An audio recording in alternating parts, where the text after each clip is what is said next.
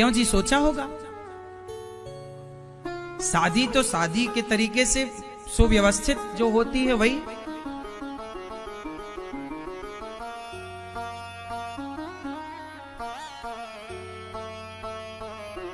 केवल मांग भर देने से शादियां नहीं होती साहब, शादी की पूरी रस्म होती है, पूरा प्रोसेस होता है। मंडप गड़ता है, हल्दी चढ़ती है, मायना होता है, बारात होती है, सुव्यवस्थित पूजा होती है, ध्रुव तारा का दर्शन कराया जाता, अग्नि की साक्षी होती है, कन्यादान होता है। अब जो कोर्ट मैरिज होता है इनका कहां कन्यादान हुआ? तो बिना कन्यादान के वो शादी कानून की दृष्टि से लीगल है, पर आध्यात्म की दृष्टि से वो अनलीगल शादी है, वो लीगल नहीं है। रस्में हुई नहीं जो होनी चाहिए, जो होता है। कन्यादान भी नहीं हुआ। जिस विधि विधान से सब चीजें होनी चाहिए नहीं हुआ। अब तो अब अंधा कानून है। मोदी जी से बस यही प्रार्थना करते हैं कि कानून की पट्टी जो लगी है आंखों में वो उतरवाओ और आंखों वाला कानून बनवाओ।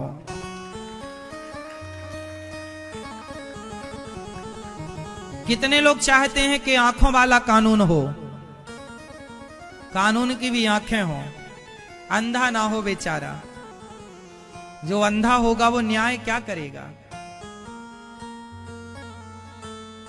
आंखों वाला कानून चाहिए। पट्टी लगा ली 70-75 सालों से, अब उतारो। क्यों जी? लेकिन आप लोग ना उसी अंधे को एक्सेप्ट किए हैं। पट्टी कभी तो नेताजी से बोलो भैया ये पट्टी तो तरवाओ। आप लोगों ने भी क्या किया कि कानून अंधा तो हम भी गांधारी बन जाते हैं। आपने भी अपनी आंखों में पट्टी बांध ली गांधारी की तरह। आप भी स्वीकार कर रहे हैं। अब आप कहो महाराज जी कर भी क्या सकते हैं? आवाज लगा सकते हैं कि भाई अब पट्टी उतार दो।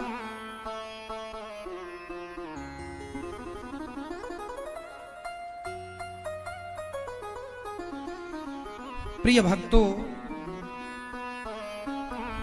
भगवान का विवाह हुआ माता रुक्मणी जी से प्रद्युम्न। तो आजकल मेरी बहन बेटियां गलत तरीके से कोई आई लव यू वगैरह भेजता है आपको तो स्वीकार करोगी? आई लव यू कोई बोलेगा तो कर लोगी स्वीकार? इसलिए हम आप लोगों से, माँ बाप से भी एक बात कहें, आप लोग भी अपनी बेटी का विवाह समय से करो। आजकल के माँ बाप भी गलती करते हैं, बेटियों का विवाह ही नहीं करते। 25 साल की हो गई, 30 साल की हो गई, कर ही नहीं रहे। उसके मन में रोज लड्डू फूट रहा, अब होगा ब्याह, अब होगा वो, माँ बाप कर ही नहीं रहे। समय से विवाह करो लड़कों का और लड़कियों का। यदि समय से विवाह हो जाएगा तो बिगड़ने की संभावनाएं 90-95% कम हो जाएंगी। सही समय पर जो विवाह नहीं होता उसका परिणाम है ये लव मैरिज और कोर्ट मैरिज। सही टाइम पर विवाह हो और हर लड़के वाले जागरूक बनो कि आप अपनी पत्नी को यदि वो पढ़ना चाहे तो ससुराल में पढ़ाओगे, ऐसी जिम्मेदारी लो। लड़की का बाप पढ़ाए 20-22 साल तक, उसके बाद लड़की पढ़ना चाहे, कुछ रह गया तो ससुराल वाले पढ़ाएं, पति पढ़ाए। क्योंकि लड़कियां क्या सोचती हैं, पढ़ाई पूरी हो जाए फिर पढ़ेंगे, फिर पढ़ाई पूरी होगी बोले पांव पे खड़े हो जाए, नौकरी लग जाए, इतने में तो वो 30 साल की हो गई। और एक बात बताएं, विवाह इत्यादि समय से होना अच्छा लगता है। समय से विवाह हो जाए तो समय से बच्चे हो जाएंगे, समय से बच्चे हो जाएंगे तो समय से बच्चे बड़े हो जाएंगे, समय से बच्चे बड़े हो जाएंगे तो समय से बच्चों का भी विवाह कर दोगे।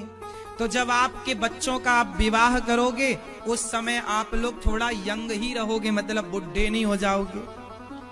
आप अपने जीवन का निर्णय बढ़िया से ले पाओगे।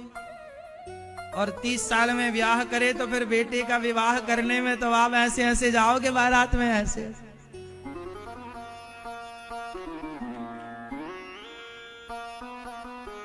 फिर ये बूढ़ी मैया तुम्हारी नाच ना पाएगी बढ़िया से, बुढ़ापे में क्या नाचेगी।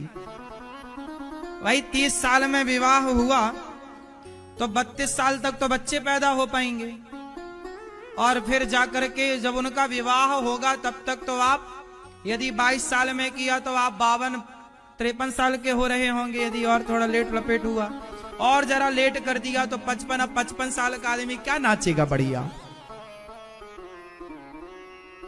जरा सी दूर 60 है, 60 में आदमी सठिया जाता है। 61, 62, जो भगवान से नहीं जुड़े ना, जो आध्यात्म से नहीं जुड़े ना, वो लोग जो ईश्वर से नहीं जुड़े, प्रेम भक्ति से नहीं जुड़े, वो सठिया जाते हैं। लेकिन जो भगवान से जुड़े, आध्यात्म से जुड़े, उनकी बुद्धि बढ़िया होती है, वो बिगड़ते नहीं है, वो बढ़िया होते हैं। बुढ़ापे में भी समय से जुड़ना पड़ता है भगवान, तब बुढ़ापा बढ़िया होता है, वरना बुढ़ापे में आदमी हैंग हो जाता है। तो समय से शादी, अब देखो ना, आपकी शादी समय से हो गई 22, 23, 25 साल के अंदर शादी कर लो, 25 साल के भीतर। क्यों जी, सही है। अब आजकल तो क्या 25 साल के बच्चे, अरे हमारी बेटी अभी छोटी है, 25 साल, हाँ 25 साल की है, कोई दूध थोड़ी पीती है। 25 साल, आजकल 25 साल छोटा मानते हैं। 25 साल का, हाँ, झांसी की रानी के जब शहीद हुई झांसी की रानी, उस समय झांसी की रानी 23 साल की थी। खूब लड़ी मर्दानी वो तो, सिंहासन हिल उठे राजवंशों ने भ्रकुटी तानी थी, बूढ़े भारत में भी आई फिर से नई जवानी थी। खूब लड़ी मर्दानी वो तो, अंग्रेजों को मिट्टी पे मिला दिया। कितने लोगों को, कितने साल की थी? 23 साल की। उस समय उसका एक बच्चा भी था।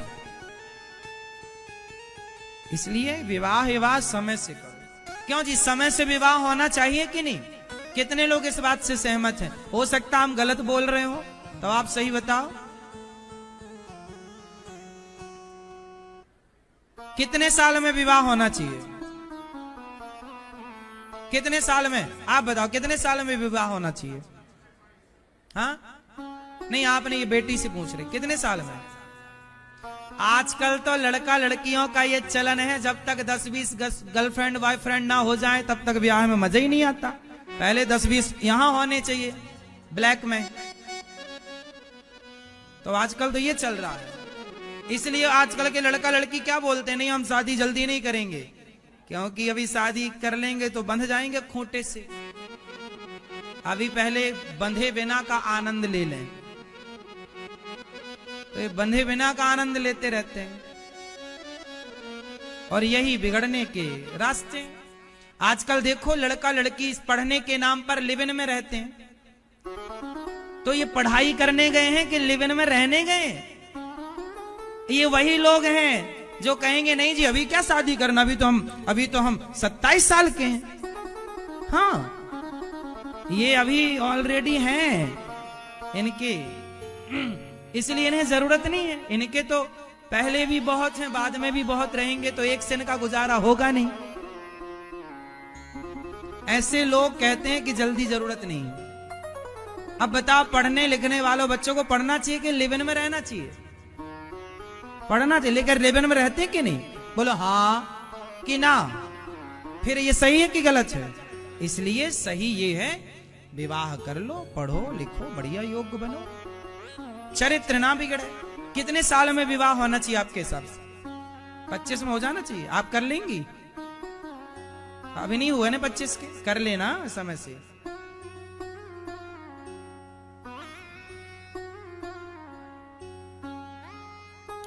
मैया बैठो, मेरी माँ बैठ जाओ। अपनी छोरी छोरों को ले आते तो हम उनको भी समझा देते। सुनवाया करो कथा अपने बच्चों को।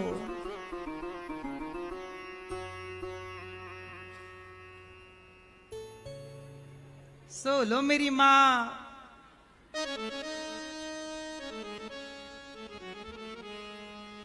भगवान का दूसरा विवाह जामवंत की बेटी जाम्बवती से हुआ। आप कितने साल में विवाह करोगी? आप नहीं, इनसे पूछ रहे हैं, इनसे हाँ नहीं, अभी तो 11 की हो, करोगी कितने में पता नहीं। समय से सब जरूरी है। भगवान का दूसरा विवाह जाम्बवंत की बेटी से हुआ, जाम्बवती से।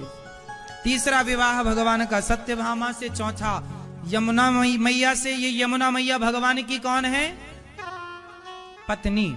कौन से नंबर की? चौथे नंबर की। पांचवा विवाह भगवान का मित्रविंदा से हुआ, उज्जैन। छठवां विवाह भगवान का सत्या से हुआ, जो नागन जितीवी कहलाती हैं। सातवां भद्रा से। आठवां लक्ष्मणा से। ये भगवान के 8 विवाह हो गए। अच्छा, भगवान ने इतने सारे विवाह क्यों किए? भगवान कृष्ण के कितने विवाह हुए टोटल? आप बताओ। सब नहीं बताएंगे, चुप ही रहना, बिल्कुल टुप ही टाप। ये बहन बताएंगी भगवान कृष्ण के कितने विवाह हुए। 8 विवाह हुए टोटल।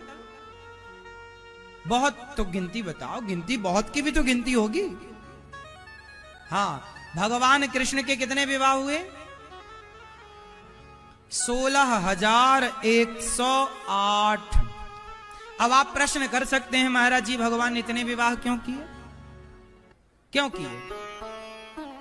भगवान ने तो एक भी नहीं किया था, सब इमरजेंसी केस था, ले लेके भागना पड़ा। भगवान की इच्छा नहीं थी, उन कन्याओं की इच्छा थी कि ये हमारे पति बने। अब जैसे कृष्ण की इच्छा थोड़ी थी, पर मीरा की इच्छा थी कि कृष्ण हमारे पति हैं। मीरा की इच्छा थी ना, तो जब मीरा की इच्छा थी ही कि ये हमारे पति हो, तो भगवान का तो धर्म बन गया, उसे पत्नी के रूप में स्वीकार करेंगे, तो वो तो भगवान है। तो ऐसी 16,108 कन्याएं थी जो वेद की ऋचाएं हैं, जो मन भगवान से विवाह करने का था। तो भगवान है, सबकी इच्छा पूरी करते हैं, तो उनकी भी पूरी हुई। तो भगवान ने जो विवाह किए ना, कोई एक शादी का भी कार्ड नहीं छपाया भगवान ने कि विवाह का कार्ड छपा हो, सबको निमंत्रण दिया हो। नहीं, रुक्मणी जी ने प्रेम पत्र लिखकर कहा कि हमें जल्दी से उठा लो कन्हैया, वरना आपके हिस्से को कोई और उठा कर ले जाएगा। अब भगवान दौड़े और उन्होंने कहा उठा लो, तो भगवान उठा लिए। उसके रुक्मणी मैया के भाई के सामने ही उठा लिया बहन को। तो भगवान ऐसी विवाह भगवान। एक भौमासुर नाम का दैत्य था। कौन था? याद रखना इस नाम को। कोई आपसे पूछे तो आपको ये पूरी कहानी सुनानी है। एक भौमासुर नाम का राक्षस था, जिसने 16,100 कन्याओं को बंदी बना रखा था, किडनैप कर रखा था। क्या कर रखा था?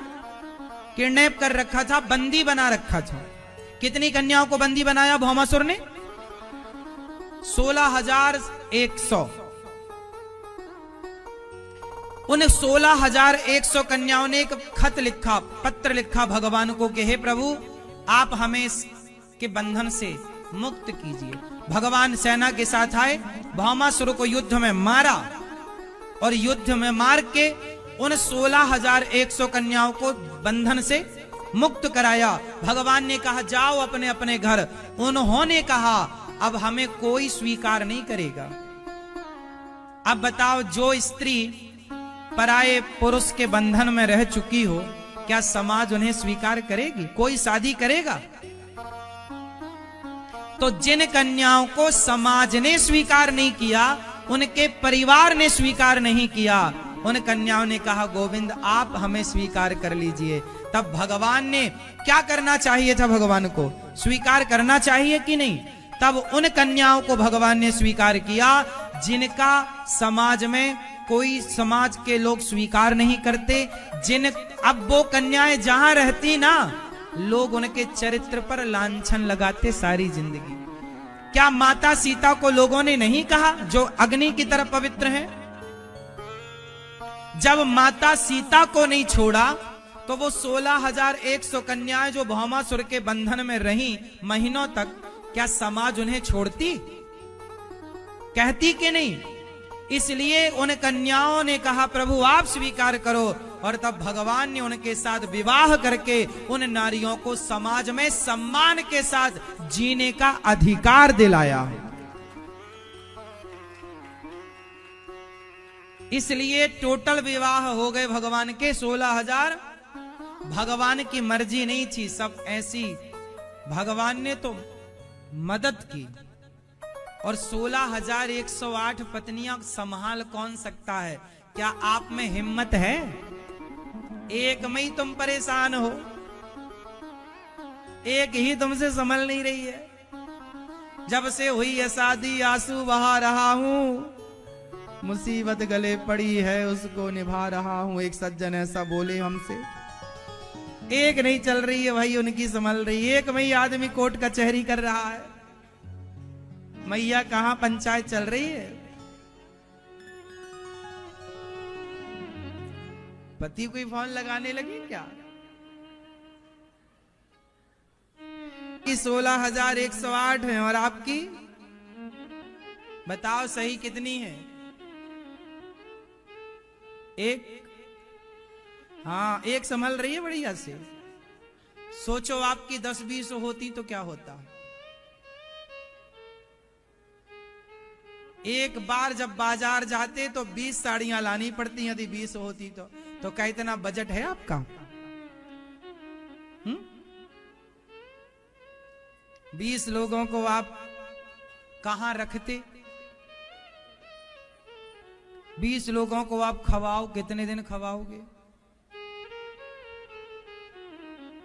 समय के पहले आदमी के बाल क्यों पक रहे हैं? बहुत ज्यादा लोड है इसलिए। समय के पहले ही बाल पक रहे हैं, सफेद हो गए बाल, लोड है बहुत ज्यादा।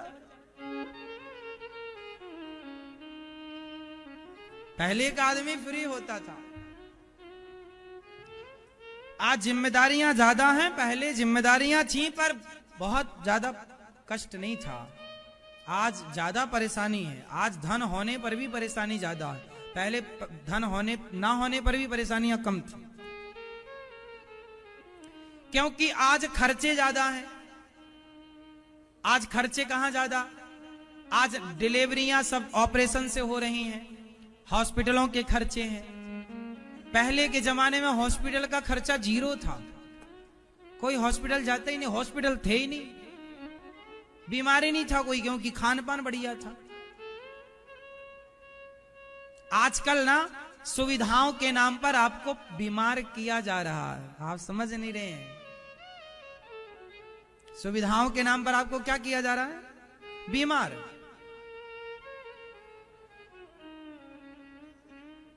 फिर उनके नाम पर फिर दवाई आपको बेची जा रही है। समझ नहीं रहे हैं सिस्टम को। भगवान ने 16,108 विवाह करके भगवान ने सबके लिए एक महल बनवाए और हर रानी से एक एक बेटी और 10-10 बेटे हुए। देखो सारी रानियां खुश हैं, जितनी रानियां सबके बेटे हैं।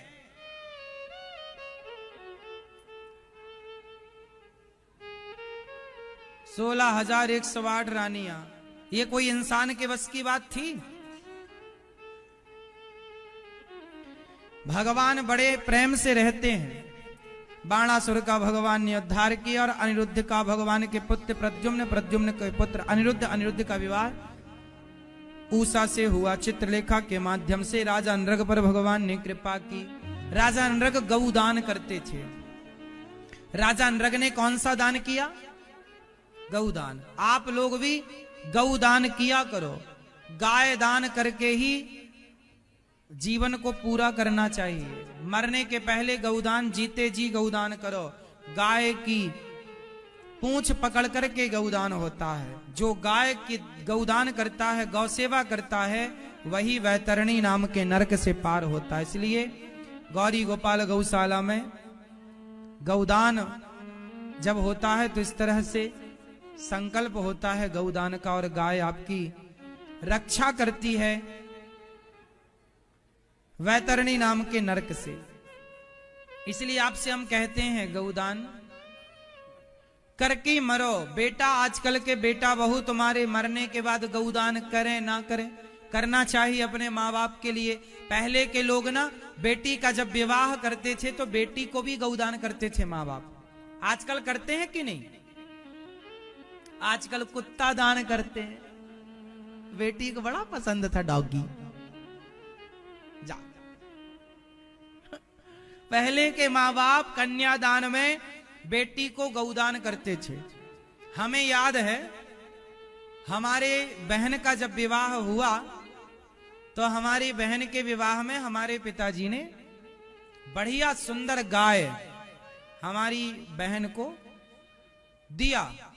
शादी होगी, जब बहन चली गई तो फिर हमारे पिताजी वो उनकी जो गाय थी, मतलब जो थी, जो दान दिया, वो ले जाकर पहुंचाए। गौदान देते थे पहले के जमाने में। बेटी को दान करते थे, ब्राह्मण को दान करते थे। पहले के लोग गौदान करते थे। नंद बाबा ने भी गौदान किया कृष्ण के जन्म पर।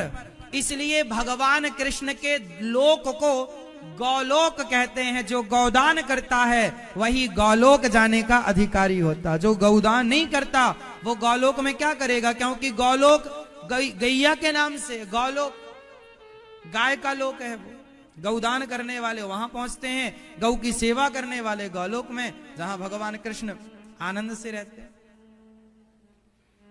तो आप लोग ना जीते जी गौदान कर लो, मरने के बाद बेटा पता नहीं करे कि ना करे।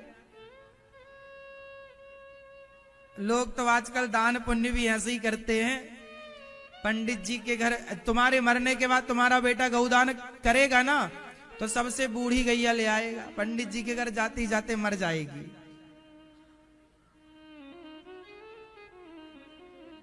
इसलिए जीते जी श्रेष्ठ गौदान करना सीखिए। बच्चों का जन्मदिन मनाओ और यदि सामर्थ्य है तो गौदान करो। बच्चों का जन्मदिन मनाओ, सामर्थ्य है तो अन्नदान करो। अन्नदान से, गौदान से, भूमि दान से जोड़ो अपने बच्चों को। देने का भाव जागे। हम लोग केवल लेना लेना जानते हैं, देना भी सीखो। ईश्वर आपको देते हैं तो आपको भी देना चाहिए। यही व्यवस्था। नदियां हम सबको पानी देती हैं तो हिमालय नदियों को पानी से भरता है। हाँ या ना? कुआं हम सबको पानी देता है तो स्रोत कुएं को पानी से भरते हैं। अच्छा ये बताओ, कुएं से पानी ना निकाला जाए तो स्रोत खुले रहेंगे कि बंद हो जाएंगे? उत्तर दो। जिन कुएं से पानी निकलता रहता है उन कुओं के स्रोत खुले रहते। स्रोत मतलब पानी वाले स्रोत। और जिस कुएं से पानी नहीं निकलता, बंद हो जाता सालों तक, फिर उस कुएं के स्रोत बंद हो जाते। तो जो देता रहता है तो भगवान उनके स्रोत खोल के रखते। भगवान उन्हें देते रहते क्योंकि आप देते रहते। और आपने देना बंद किया तो भगवान बोले तुम नहीं देते, तुम्हें हम क्यों दें? इसलिए कमाई का 5%, 3% कमाई का गौ सेवा, अन्नदान, वृद्ध माओं की सेवा, जरूरतमंदों की सेवा, दीन दुखियों की सेवा में लगाओ। सेवा करो।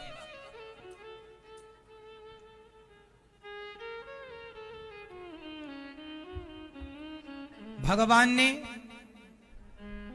बाणा राजा नृग पर कृपा की, गौदान किया, उनका उद्धार।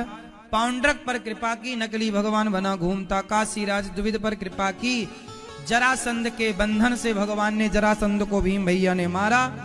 20,800 राजाओं को मुक्त किया। कृष्ण भगवान ने शिशुपाल को मारा, धर्मराज युधिष्ठिर के यज्ञ को पूरा किया, शाल्व का दंत वक्र का भगवान ने उद्धार कराया। भगवान के एक परम मित्र हैं सुदामा, बहुत गरीब हैं, लेकिन सुदामा भगवान से प्रेम बहुत करते हैं। 4 दिन सुदामा का चूल्हा नहीं जलता, लेकिन सुदामा जी प्रसन्न रहते हैं। हर स्थिति में खुश रहना चाहिए, नहीं है तो नहीं है, कोई बात नहीं, खुश रहो। आप लोग खुश रहते हैं कि दुखी रहते हैं? आप लोगों को ना हम हमेशा देखते हैं बस बैठे मुंह फुलाए बैठे हैं, दुखी है, परेशान। थोड़ा हंसा करो, थोड़ा मुस्कुराया करो, थोड़ा प्रसन्न रहा करो। ईश्वर ने जो दिया उस ईश्वर का थैंक यू, धन्यवाद किया करो। हंसते मुस्कुराते रहा करो। ज्यादा बोला ना करो, परेशान ज्यादा बोलने से बात बिगड़ जाती है। एक बार क्या हुआ, देखो बात बोलने से कैसे बिगड़ती है। 3 तोतले थे। 3 कौन थे? तोतले। 3 तोतले थे, तीनों का विवाह नहीं हो रहा था, क्योंकि तोतले थे तो तोतलों से विवाह कौन करे। तो उनके पिताजी ने लड़की जैसे तैसे लड़की वालों को तैयार किया, और लड़के बहुत सुंदर थे। तीनों लड़के तैयार हुए, लड़की वाले आए, लड़की वालों ने देखा लड़के बहुत अच्छे। लड़के के पिता ने, तोतलों के पिता ने बोल रखा था, सुनो तुम बोलना मत, डी पिटा डी, हम नहीं बोल लेंगे, टुप्पा ही टाप रहेंगे। तीनों तोतले चुप रहे। पिता ने बोला बोलना मत, शादी के बाद फिर जी करे जितना बोलना। तीनों चुप रहे। लड़की वाले आए, भोजन परोसा गया, और जब भोजन परोसा गया तो चावल परोसा गया तो छोटी सी चूहिया आई। चूहिया, चूहे की पत्नी चूहिया। चूहिया आई तो वो थाली से चावल लेकर भागी। तो एक तोतला बोला डेठो डेठो मुठड़िया टावल ले डाठी। दूसरे ने इशारा किया, नारे डाटा टाटा ही रहो है। पिताजी ने आंख दिखाया, क्यों बोला? तो तीसरे ने कहा पिताजी ये बोला हम तो टुप्पा ही टाप।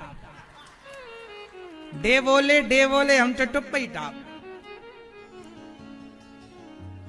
तीनों बोले, तीनों वो लड़की वाले भाग गए। देखो आप लोग हंसते मुस्कुराते कितने अच्छे लगते हैं। आपकी नेचुरल ब्यूटी जो है ना, वो आपका मुस्कुराना है। आप मेकअप करने के बाद इतने सुंदर नहीं दिखते जितना मुस्कुराने के बाद आप बहुत सुंदर दिखते हैं। इसलिए होंठों पे मुस्कान रखिए, मुस्कुराते रहिए। ये मुस्कुराहट ही ईश्वर की पूजा है।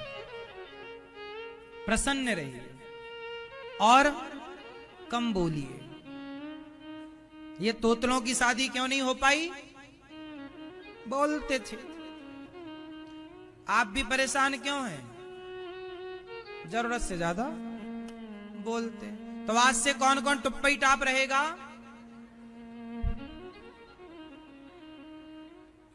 आप नहीं रहेंगे टुप्पा ही टाप? छोटू टुप्पा ही टाप रहोगे बेटा?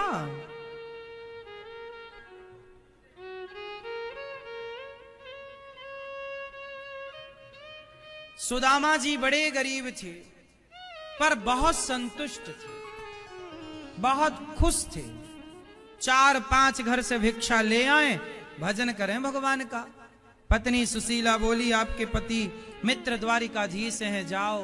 खाली हाथ कैसे जाऊं? 4 मुट्ठी चावल लेकर सुदामा जी जब चले, और जब चलते चलते देखो द्वारिका पहुंचे सुदामा जी। तो सुदामा जी द्वारिका जब पहुंचे तो वहां पर एक विशाल महल देखा। सुदामा जी समझ गए मेरा मित्र इतना बड़ा आदमी है, पता नहीं हमें पहचानेगा कि नहीं। पर फिर भी आए हैं तो चलो। कहा द्वारपाल से, भैया क्या मेरे मित्र से कह दोगे कि बचपन का यार आया है, सुदामा नाम बताना। चल पड़ा एक द्वारपाल। भगवान सभा में बैठे थे। द्वारपाल ने कहा, महाराज आपकी जय हो, कोई आए हैं आपसे मिलने। कौन है? तब परिचय दिया, सुदामा आए हैं। इस तरह से जब कहा, सुदामा आए, दौड़ पड़े द्वारिकाधीश। सुदामा द्वार पर खड़े सोच रहे, पता नहीं पहचानते कि नहीं। वापस जाने लगे, आवाज आई, सुदामा सुदामा। पलट कर देखा, वही घुंघराले से बाल, वही सुंदर सी छवि श्री कृष्ण की। भगवान दौड़े, पीतांबर गिर गया, सुदामा की लाठी गिर गई। भगवान ने सुदामा जी को हृदय से लगाया। सुदामा ने कहा, कन्हैया बड़ी देर कर दी तुमने आने में। भगवान ने कहा, मित्र देर हमने नहीं, देर तो आप लगा दिए द्वारिका आने में। कोई अपने मित्र से मिलने में इतनी देर लगाता है? चलो। सुदामा जी बोले, अब आज्ञा दो, मैं जाऊंगा। भगवान बोले, मैं आपको कुछ देना चाहता हूं। क्या देना चाहते हो गोविंद? जो देना था आपने सब दे दिया। आपने सारे समाज, सारे संसार के बीच में मुझे गले लगाकर जो मेरा सम्मान बढ़ाया, सब कुछ तो दे दिया। भगवान के भक्त को क्या चाहिए? अच्छा, जिसे कुछ चाहिए उसे कुछ नहीं मिलता, और जिसे कुछ नहीं चाहिए उसे सब कुछ मिलता है। ये बिल्कुल प्रैक्टिकली बात है। जिसे कुछ चाहिए उसे कुछ नहीं मिलता, और जिसे कुछ नहीं चाहिए, इसलिए कुछ मत चाहो, कृष्ण को चाहो बस, तो सब कुछ मिलेगा। और सब कुछ चाहो तो चाहते रहो। क्या मिला आपको? इसलिए चाहो क्या, किसको चाहे? कृष्ण को चाहो। सुदामा ने किसको चाहा? जोर से। सुदामा ने किसको चाहा? कृष्ण को। तो सुदामा को वो सब कुछ मिला जो वो नहीं चाहते थे, जिसकी कल्पना नहीं की होगी कभी उन्होंने, वो सब कुछ दिया। तो आप कृष्ण को चाहिए तो सही, बाद में भगवान स्वयं देख लेंगे कि आपको क्या चाहिए, वो सब कुछ। चाह जी से लगी जी जरा हो गया, चाह हरि से लगी जी हरा हो गया। चाह इनकी हमें हरदम चाहिए, और अगर ये चाहे हमें तो फिर क्या चाहिए? ये हमें चाहे तो क्या चाहिए? इसलिए आप इनको चाहो, ये आपको चाहे। ये प्रेम न होगा कम।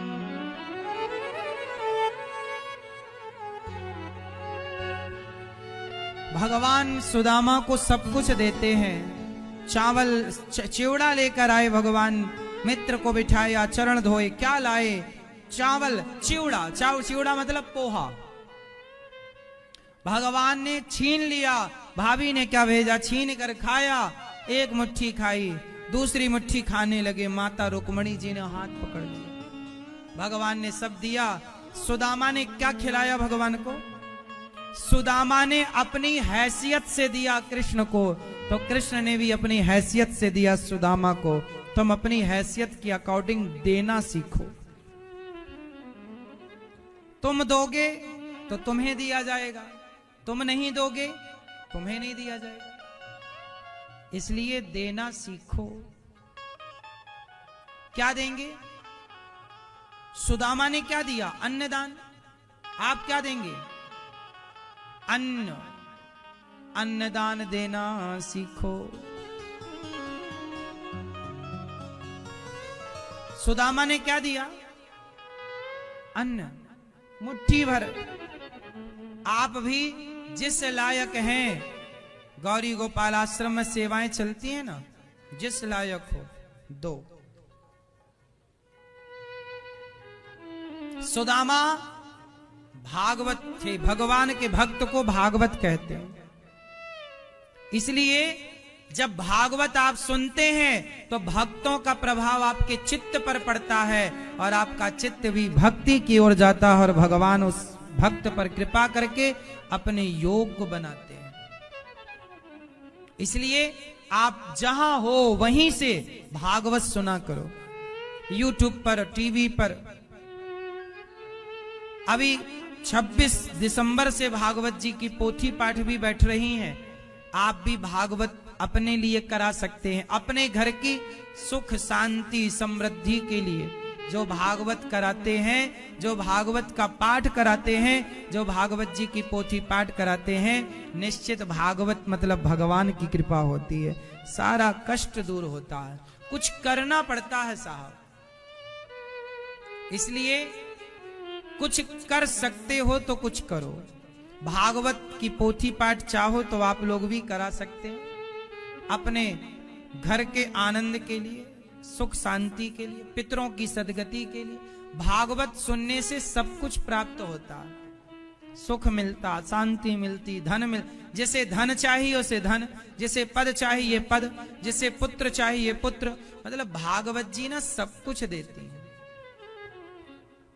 आप भी भागवत जी की पोथी पाठ बिठाकर इस पुण्य के भागीदार बनो। और कथा आप अपने मोबाइल पर, यूट्यूब पर ऐसे जाओ, चैनल खुल के आएगा, सब्सक्राइब करिए। इसी यूट्यूब चैनल पर रोज प्रश्नोत्तरी होती है, आज भी होगी 6:30 बजे। आप भी अपने प्रश्नोत्तरी देखा करो, ज्ञान बढ़ेगा। जो हमसे बनता है वो उत्तर देकर आपके प्रश्नों की सेवा करते रहते हैं। प्रिय भक्तों, भगवान ने सुदामा जी को धन धान्य देकर विदा किया। सुदामा जी ने अन्नदान दिया। अन्नदान की महिमा है कि आप भी थोड़ा ही सही देना सीखिए। जब सुदामा की तरह आप देंगे तो फिर भगवान कृष्ण की तरह आपको मिलेगा ही मिलेगा। एक रत्ती देने का, इतना सा देने का बहुत बड़ा फल है। दीजिए। हजारों संत गौरी गोपाल आश्रम में भोजन करते हैं, एक दिन की सेवा आप कीजिए। अभी 31 दिसंबर को एक बढ़िया भजन लॉन्च होने वाला है, जो मां पर होगा। किस पर होगा? मां पर। जब बच्चे अपने मां को घर से निकाल देते हैं ना, तो इसलिए ये सुंदर भजन आप लोगों के लिए 31 दिसंबर को यही कथा से आपको सुनाई पड़ेगा। और फिर आप उसे YouTube पर, आप अपने चैनल को YouTube पर सब्सक्राइब कर लीजिए, अनिरुद्धाचार्य चैनल को, क्योंकि सारी भजन अच्छी चीजें जो हैं उसी पर आएंगी और आप सुनेंगे। सुदामा जी घर गए, पत्नी ने स्वागत किया। सुदामा जी को भगवान ने जवानी भी दी, पत्नी को भी, सुदामा जी को। अंत में भगवत धाम मिला। कुरुक्षेत्र में सारे गोप ग्वाल पहुंचे। भगवान श्री कृष्ण गोपियों से भेंट करते हैं, मां यशोदा से। लौटते समय वृंदावन आए भगवान। इसके बाद भगवान देवकी के 6 पुत्रों को लौटाए। भृगु जी के द्वारा त्रिदेवों की परीक्षा, सांब का पेट में कपड़ा बांध कर जाना, संतों का श्राप, नव योगेश्वरों का संवाद, दत्तात्रेय जी के 24 गुरुओं की कथा। पृथ्वी, वायु, अग्नि, आकाश। गुरु कितने हैं दत्तात्रेय जी के? 24। हमें सबसे सीखना चाहिए। पृथ्वी से क्या सीखो? सहनशीलता। पृथ्वी सहनशील है, हमें भी सहनशील हो। आकाश, आकाश सर्वव्यापी है, ईश्वर भी सर्वव्यापी है। अग्नि में कुछ भी डालो स्वाहा, ऐसे हमारा भी स्वभाव होना चाहिए। हमारा कोई सम्मान करे, अपमान करे, सब स्वाहा। ना सम्मान रखो ना अपमान। सम्मान अपमान दोनों हानिकारक है। ज्यादा सम्मान किसी का होगा तो घमंड आएगा, और ज्यादा अपमान होगा तो क्रोध आएगा। तो अपमान क्रोध दिलाता है और सम्मान अभिमान दिलाता है। तो ना क्रोध और ना अभिमान दोनों ही नुकसानदायक, इसलिए सम्मान अपमान से बचो। यदि ईश्वर में मन लगाना है तो सम्मान और अपमान बेड़ियां हैं। जो कहता है जी मेरा सम्मान नहीं हुआ, अरे मेरा तो अपमान हो गया, ये लोग भक्त नहीं हो सकते कभी। जो सम्मान अपमान की बेड़ियों में जकड़े हैं ये कभी, इसलिए सम्मान अपमान को किनारे रखो, भगवान के बन के रहो, तब ईश्वर के योग्य हम बनेंगे। ऐसे दत्तात्रेय जी ने 24 गुरु बनाए। प्रभास क्षेत्र में सारे यादव यदुवंशी आपस में लड़कर समाप्त हुए और भगवान की लीला पूरी हुई। भगवान ने पूरे परिकर को परमधाम भेजा। सारे परिकर भगवान का, जो गोपियां, ग्वाल वाल, नंद बाबा, यशोदा सब आए, सब भगवत धाम को आपस में लड़ लड़का तो ये बहाना था, परम धाम जाना था। गोपियों को, नंद बाबा को, सबको भगवान ने भेजा। यशोदा माँ देवी की सब अपने निज धाम, बलराम जी गए गौलोक धाम। अब भगवान की 125 वर्ष की लीला पूरी हुई। आखिरी लीला भगवान ने की।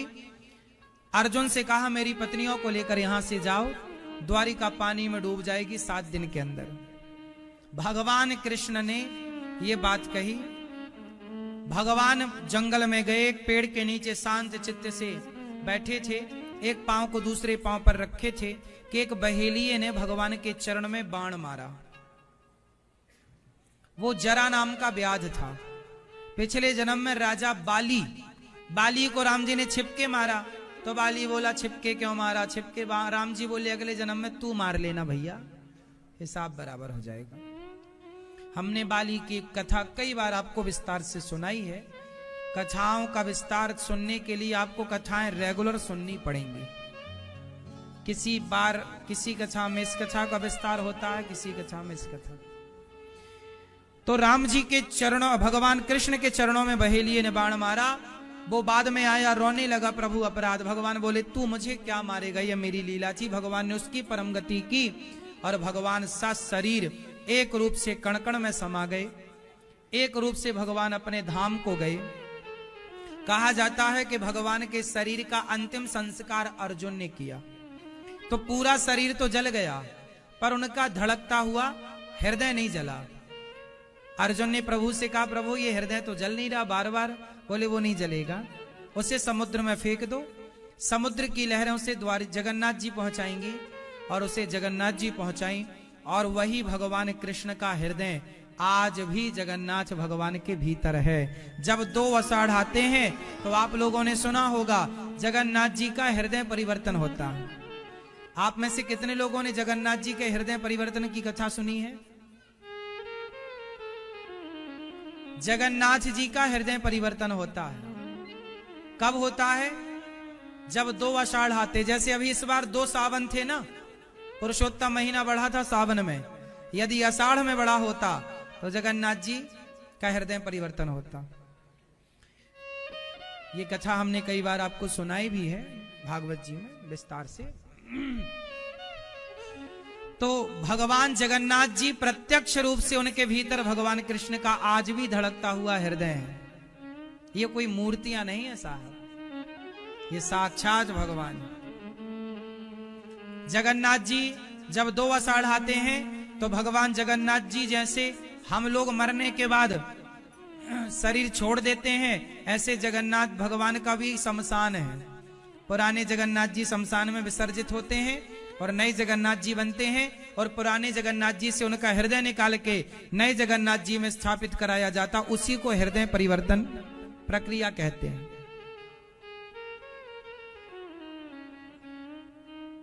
तो जगन्नाथ जी भगवान गए क्या? एक रूप से कण कण में समा गए। एक रूप से भगवान अपनी लीला पूरी करके परम धाम को गए। भगवान के जाते ही कलयुग आया। कलयुग ने राजा परीक्षित की बुद्धि बिगाड़ी और राजा परीक्षित को 7 दिन में मरने का श्राप लगा। पर भागवत सुनी, भगवान अपने धाम को गए। अर्जुन भगवान की पत्नियों को लेकर गए तो भीलों के रूप में भगवान आए और अपनी पत्नियों को लेकर धाम को गए।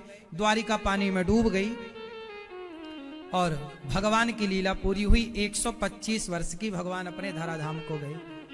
7 दिन की कथा पूरी सुनी, अंतिम ज्ञान देकर सुखदेव जी चले गए। भागवत सुनी परीक्षित जी ने, इसलिए परीक्षित जी को जब तक्षक ने डसा तो उनकी मृत्यु तो हुई पर उनका मोक्ष हो गया, क्योंकि भागवत सुनी। जो भागवत सुनता है उसकी कभी अधोगति नहीं हो सकती, उसकी कभी भी दुर्गति नहीं हो सकती। इसलिए आप अपने जीते जी अपने लिए भागवत सुन लो। आपके मरने के बाद बेटा कराए ना कराए, आप जीते जी भागवत सुनो, क्योंकि भागवत सुनने के बाद हमारी दुर्गति नहीं हो सकती। इसलिए नमे भक्त्या प्रणश्यति गीता में भगवान प्रॉमिस कर रहे हैं, वादा कर रहे हैं, लिखित में दे रहे हैं कि जो मेरे शरण में है जो मेरा है मैं उसका पतन नहीं होने दूंगा। लिखित में भगवान कह रहे हैं। इसलिए भागवत अभी 26 दिसंबर को भागवत जी की पोथी पाठ बैठेंगी। आप लोग भी अपने पितरों के लिए, पूर्वजों के लिए और अपने लिए भागवत जी की पोथी पाठ करा सकते हैं। इसलिए भगवान की लीला पूरी हुई। परीक्षित जी भागवत सुने तो सदगति हुई। परीक्षित जी की सदगति होने पर जन्मेजय ने यज्ञ किया सर्पों को मारने। तक्षक को मारना चाहा पर संतों ने यज्ञ रोका, तक्षक बचे और सर्प को मारने का यज्ञ रोका गया। अब मैं 7 दिन की कथा सुनाता हूं सूक्ष्म। प्रथम दिवस की कथा में आपने महात्म्य की कथा सुनी। दूसरे दिन कुंती स्तुति, भीष्म स्तुति और राजा परीक्षित को 7 दिन में मरने का श्राप। तीसरे दिन ध्रुव चरित्र, चौथे दिन जन्मोत्सव, 5वें दिन बाल लीला, 6वें दिन रुक्मणी मंगल और 7वें दिन आज सुदामा चरित्र के साथ दास अनिरुद्ध अपनी वाणी को प्रभु के चरणों में समर्पित करता है। 7 दिनों की कथा में मेरी वाणी से कोई अपराध बना हो तो अपना भाई, अपना दास, अपना सेवक मानकर क्षमा कीजिएगा। 7 दिन की कथा आपने सुनी है। आज मैं आपसे कुछ मांगना चाहूंगा, पैसा नहीं। आज मैं आपसे मांगना चाहूंगा। रुपया, पैसा, हीरा मोती नहीं मांगूंगा। कौन कौन देना चाहेगा जो मैं मांगना चाहता हूं? हीरा मोती, सोना चांदी नहीं। कौन कौन देगा? देंगे। कथा सुनी है तो दक्षिणा मांगता हूं 7 दिन की। मैं आपसे नोट नहीं चाहता, वोट नहीं चाहता, आपसे कोई धन दौलत नहीं चाहता। देना है तो अपने जीवन की प्रत्येक बुराई लाकर भागवत जी के श्री चरणों में समर्पित कर दीजिए और यहां से केवल अच्छाई ही अच्छाई, जो ज्ञान मिला, जो सीखा, वो लेकर के यहां से जाइए। सास बहू का झगड़ा आप छोड़ दो, भाई भाई का झगड़ा, नफरत, ईर्ष्या, द्वेष त्याग दो और प्रेम प्रकट कर लो। प्रेम का बीज बोलो अपने मन मंदिर में, हृदय में, और प्रेम में आनंदित रहकर भगवान के शरण में रहो।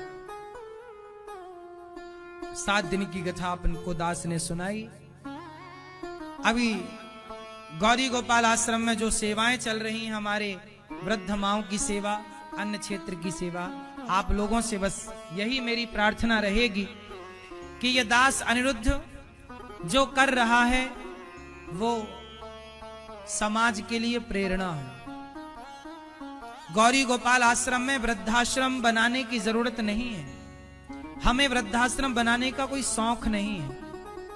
वृद्ध माओं की आवश्यकता है और आप लोगों के लिए यह मैसेज है कि आप लोग खुद यदि अपने अपने माँ बाप की सेवा करें तो फिर किसी को वृद्धाश्रम बनाने की जरूरत ना पड़े।